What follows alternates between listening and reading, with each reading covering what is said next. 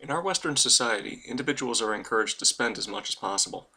It seems that at almost every moment we are hit by a barrage of advertising. Turn on the TV or radio, and what do you hear? It's mostly advertising. Even much of the regular programming is advertising in disguise. I can't even watch it or listen to it anymore myself. Go on the internet and you'll get hit by advertising there as well. Only there, they figured out how to tailor the pop-up ads to your own personal interests based upon search engine results and page views. Even the government encourages us to spend, spend, spend. When times are tough, our leaders tell us that it's our patriotic duty to go out and spend. The techniques used to get us to spend are very sophisticated and rely on psychological studies. We should be aware of the forces at play here because they have the power to ruin us. Let's take a look at how our system of money has changed to encourage spending. Those who benefit from our consumer economy want to make it as easy as possible for us to spend, and they've found ways to do so. It turns out that a person who spends digital money, particularly on credit, will spend more than a person who uses physical money. Recently, there was a Dun & Bradstreet study that found that people who use credit cards will spend 12 to 18% more than people who use cash. McDonald's, when they were evaluating whether or not to start taking credit cards, found that the average transaction went from $4.50 to $7. That's a 56% increase. It's no wonder that almost every merchant accepts credit cards now. Sure, they need to kick back a few percent of each transaction to the bank, but if their revenues increase by this kind of percentage, it's well worth it to them. Besides, they can pass along the transaction cost to the consumer, and the consumer won't even notice it. The banks have made it even more compelling for the consumer to spend by offering rewards. Maybe you get a 1% cashback bonus. Maybe you get some air miles. Maybe you get some points somewhere. This makes you feel like you're getting something when you spend. Of course, when you buy that Starbucks latte on your Platinum Rewards credit card for $5 and gulp it down, how much better off are you? Sure, Starbucks has your $5. The bank now has not only your $5 in debt at an 18% APR, but also has a 15-cent transaction fee. But you only have a 5-cent rewards credit and the memory of the expensive coffee that you just consumed. It's pretty insidious, actually. The problem with money that's easy to access is that it takes away the pain response when you pay for something. Instead of feeling that you have to part with something in order to get something, you now feel like you're almost getting something for nothing. But as we'll see in a moment, you pay dearly for this. Studies on people who pay with cash found that large bills are usually spent last. It's easy for people to part with small amounts of money for small expenses. And what the merchants and banks have learned from this is that with digital transactions, the goalposts move. Even $20 purchases that would seem big if you spend with cash now feel quite a bit smaller, and so people are more willing to spend when they're using these cards. Then there's the issue of availability. With cash, you can't spend what you don't have on hand, but in the digital world, you can easily access your funds anytime you want. In fact, the banks will let you spend money you don't even have in your account if you use credit. How very convenient. Whereas before, you would have to plan your purchases and have the cash on hand to make them. Now, you can get your overpriced Abercrombie t-shirt and work to pay for it later. So cash is much less convenient than digital money, but it can help provide some psychological barriers to overspending. And if cash can do this, then saving in precious metals provides even more of an advantage. If you decide to use metals, then there is the additional step of selling the metal in return for cash to spend. This step is not only modestly inconvenient, but for most of us, it will probably be very emotionally painful as well. And that's a good thing. So let's see what the practical implications of all of this are, and just how damaging our digital money is for us. In a search to find out what people spend their money on, the most useful data I came across was from the Bureau of Labor Statistics. Yes, quite a bit of data related to inflation and GDP put out by the BLS is highly questionable due to dubious statistical adjustments, but I think this spending data is actually pretty good. Based upon my own personal experiences and observations, it feels about right to me. In addition, there's really no benefit to anyone to pepper the data with statistical lies, so let's use this data and see what kind of conclusions we can draw. The BLS reports that the average household in the U.S. earns $67,000 before taxes. They don't report after-tax take-home pay, but I was able to find some other sources elsewhere that helped me to estimate the tax bite for the average household. It turns out to be close to $14,000 when federal, state, local taxes, and property taxes are taken into account. This leaves the average household with about $53,000 per year to spend or save.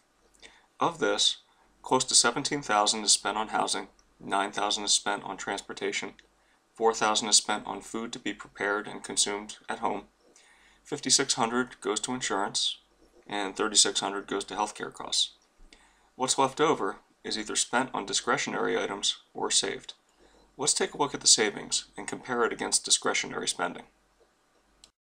Notice that the savings is really quite small. It is only $1,766 per year for the average household. This is a really small amount. It's only 3.3% of the $67,000 pre-tax income earned by the average household. Let me put this into perspective. What this figure means is that the average household income earners would need to work for 30 years in order to enjoy 1 year worth of retirement.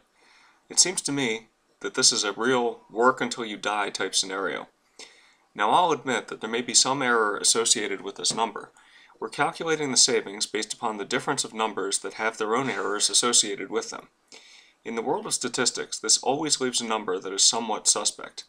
I'd argue that, if anything though, this estimate is on the high side. Think about it this way. If we consider all of the households in the U.S. as a total, and there was no trade with the outside world, then one household's savings would necessarily be another household's debt. This is a natural consequence of using credit-based money. And since the U.S. is running a deficit, we can't conclude that our households on average have any savings whatsoever, at least not savings that are non-illusory. It would be a different matter if we had a commodity-based money, but I digress. Let's just take this $1,766 number and use it for the remainder of this study and see where it leads us.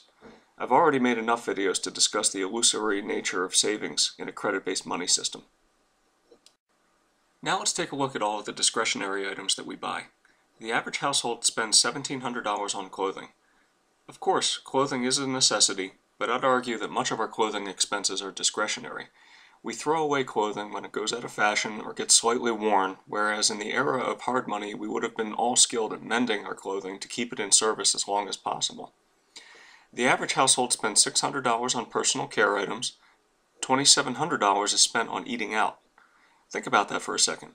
The average family saves less than they spend on eating out every year. This implies that the average family could possibly double their savings just by eating more meals at home.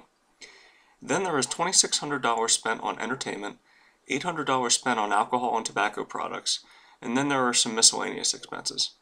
All of these items are items that are subject to impulse buying. They are items that we spend more on when money is convenient, and they total about $9,400 per year. This is about 15% of pre-tax income and 18% of take-home pay. It is more than 5 times the average savings rate. So some natural questions to ask are, what if our money wasn't as convenient to access? What if we're spending 12 to 18% more on these items as Dun & Bradstreet had estimated? What would happen if we purposely make our money less convenient and, as a result, spend 15% less on these discretionary items? How could that impact our lives? So we find that if we reduce our discretionary spending by 15%, it frees up $1,405 of additional after-tax funds that can be used to increase savings. This is a nearly 80% increase in the savings rate, which, as I'll show in a moment, will have an absolutely tremendous impact over a long period of time. A 6% savings rate is still not enough in my opinion, but it's certainly better than 3.3%. And what would the average household income earners need to do to get there? Well, they'd have to start using cash instead of debit and credit cards, and maybe give up on the occasional Starbucks latte, Guinness beer, McDonald's milkshake, or Abercrombie t-shirt. But let me ask you this. How much better off are you today because of that McDonald's milkshake that you indulged in yesterday? Even better, the household could force the issue by taking 6% of their money every month and buying precious metals instead of leaving it in the bank where it's easily accessed. This would ensure that excessive spending would have to be planned. It would take the impulse out of making purchases. Still not convinced? Let's take a look at the long-term impact. I've plotted on this chart in blue the nominal bank account balance the average household would have if they simply put all of their pay into a bank and spent all but 3.3% of their income every year. I'm assuming here that the average household income goes up by 4.2% each year, which is the long-term average increase in the CPI since 1971. I think you'll find the assumption of a 4.2% increase in pay every year to be a generous assumption, but hey, I'm in a generous mood today, so let's just go with it. I'm also assuming here that the bank will pay 0.1% interest on the account, which is about what most banks are paying today. I'm also assuming that the marginal tax rate for the average family, including federal, state, and local, is 21%. The marginal rate is simply the rate that the family will pay on every additional dollar that they earn over the $67,000 that they've earned as the regular pay. In red, I'm assuming that the family does what I suggested and makes 6% of their income difficult to liquidate by purchasing precious metals every month. In this case, the same family saves about 80% more than before because impulse purchases have been reduced. I'm assuming that the precious metals only increase in price to match the reported CPI, so they increase in price by 4.2% per year and are only taxed at the very end of the 30 years when they are liquidated. Now the metals have increased by more than the CPI over the past 40 years, but we'll look at that later. What we can see is that between the effects of reduced impulse purchases and the differences in precious metals price appreciation and bank interest payments, the family that chose the metals instead of the bank is better off after 30 years. Much better off. This assumes, of course, that the whining of the kids who don't get their Abercrombie t-shirts can be tolerated. It seems like a small price to pay, though, for being more than twice as well off after 30 years of hard work.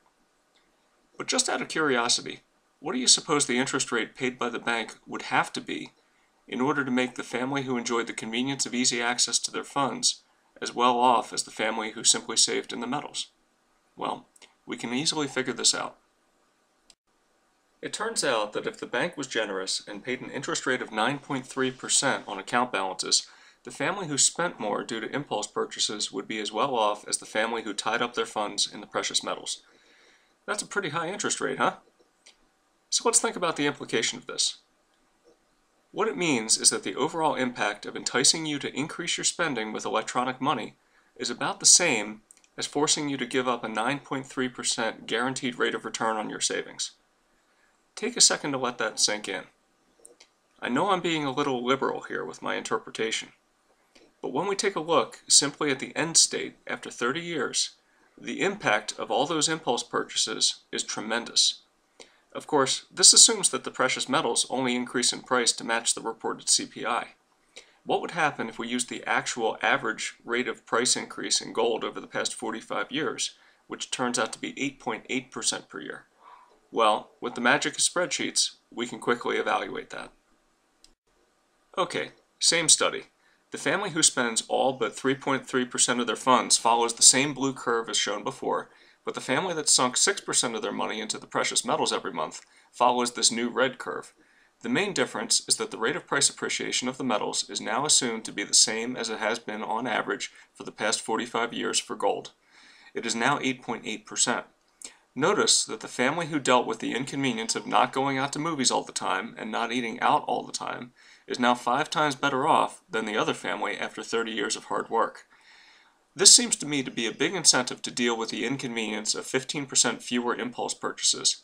So thanks, Dun & Bradstreet, for pointing this out to us consumers. And just to point out the ridiculousness of this whole situation, let's figure out now how much interest would the bank need to pay for the family who uses digital money to be as well off as the family who uses the barbarous relic. The answer turns out to be 13.9%. When was the last time a bank offered anything even close to this amount? So when we stop and reflect upon this, we can see just how much the convenience of electronic money is costing us. In fact, I'd go as far as to say that it's ruining us. By making funds much easier to access, our modern monetary system has made saving a very difficult thing to do for all but the most disciplined among us. There is a hidden advantage to using the precious metals for savings that is not easily recognized or appreciated. It enforces a level of discipline in spending that is similar in its effects as having a very high rate of return on savings. And in the words of a recent MasterCard advertising campaign, this is priceless.